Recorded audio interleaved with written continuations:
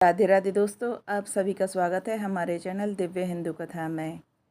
चलिए आज सुनते हैं देवशयनी एकादशी की व्रत कथा।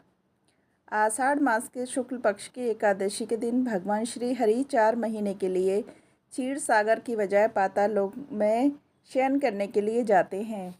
यही कारण है कि इस व्रत का नाम देवशयनी या हरिशयनी एकादशी पड़ा है।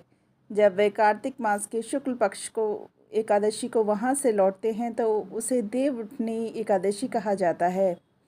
इस प्रकार आषाढ़ से कार्तिक के बीच 4 महीनों में विष्णु जी के शयन काल के दौरान किसी भी प्रकार का कोई भी मांगलिक कार्य नहीं किया जाता है।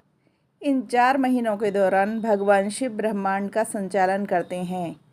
चलिए शुरू करते हैं कथा। एक बार राजा बलि ने तीनों लोकों पर अधिकार कर लिया। यह देखकर इंद्रदेव और अन्य देवता डर गए और भगवान विष्णु जी की शरण में आ गए। देवताओं की परेशानी देखकर भगवान विष्णु जी ने वामन रूप धारण किया और राजा बलि से भिक्षा मांगने पहुँचे। राजा बलि ने वामन देवता से कहा, जो चाहिए वह मांग लो।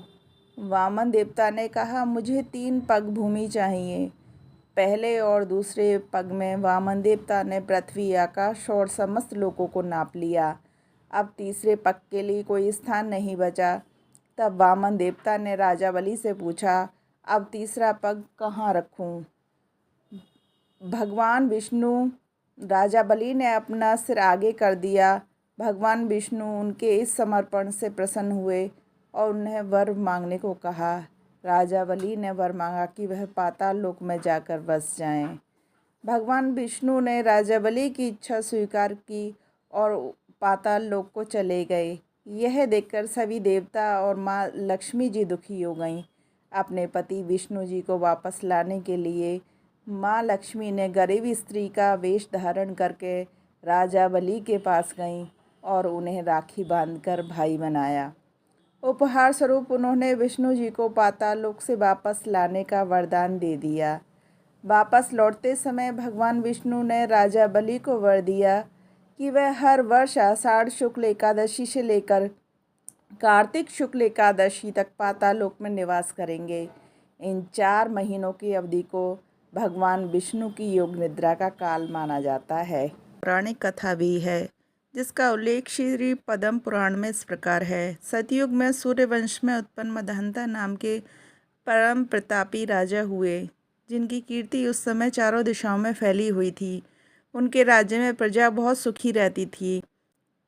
राज्य में धन धान्य की कोई कमी नहीं थी। संयोग वंश एक बार उनके राज्य में लगातार 3 वर्ष तक वर्षा नहीं हुई तो प्रजा भूख प्यास से व्याकुल हो गई। अकाल के कारण चारों ओर हाहाकार मच गया। ऐसी स्थिति में राजा परेशान होकर इस कष्ट से मुक्ति पाने का उपाय खोजने के लिए अपनी सेना को साथ लेकर जंगल की ओर निकल पड़े। रास्ते में उन्हें ब्रह्मा जी के पुत्र अंगिरा ऋषि का आश्रम मिला तो हाथ जोड़कर राजा ने उनको प्रणाम किया। ऋषि ने राजा से जंगल में भटकने का कारण पूछा तो मदहंता ने विनम्रता से कहा, ऋषिवर, धर्म विधि से प्रजा का पालन करते हुए भी मेरे राज्य में अकाल पड़ गया है। प्रजा असमय ही भूख प्यास से मर रही है। इसका कारण मेरी समझ में नहीं आ रहा है। इस दुख को दूर करने का उपाय जानने के लिए मैं आपके पास आया हूँ। ऋषि ने कहा, हे राजन, अभी चारों युगों में श्रेष्ठ सतयुग चल रहा है, जो ब्राह्मण प्रधान युग है और धर्म अपने चारों चरणों पर खड़ा है। इस युग में केवल ब्राह्मण ही तप कर सकता है, परंतु आपके राज्य में एक शूद्र तप कर रहा है, जिसकी वजह से पूरा राज्य कष्ट उठाने को मजबूर है। तो मैं उसका वध कर इस दोष को शांत करना होगा, अन्यथा जब तक जीवित रहेंगे प्रजा पर अनेक प्रकार की आपदाएं आती रहेंगी। राजा मदहंता ने कहा, मुनिवर, मैं उस तपस्वी शूद्र को बिना किसी अपराध के कैसे मारूं? कृपया मुझे धर्म का कोई उचित रास्ता बताएं। इस पर ऋषि बोले, हे राजन, इसके लिए आप आषाढ़ मास के शुक्ल पक्ष की एकादशी देवशयनी एकादशी का व्रत करें। उसके प्रभाव से आपके राज्य में अवश्य ही वर्षा होगी और सारी विपदाएं दूर होकर राज्य में अमन चैन लौट आएगा। राजा मदहंता ने मुनि के वचनों के अनुसार राज्य में लौटकर देवशयनी का व्रत न केवल स्वयं रखा बल्कि प्रजा के चारों वर्णों से भी रखवाया। तत्पश्चात राज्य में जोरदार बारिश हुई और पृथ्वी संतृप्त हो गई। राज्य फिर से धन धान्य से परिपूर्ण होकर खुशहाल बन गया।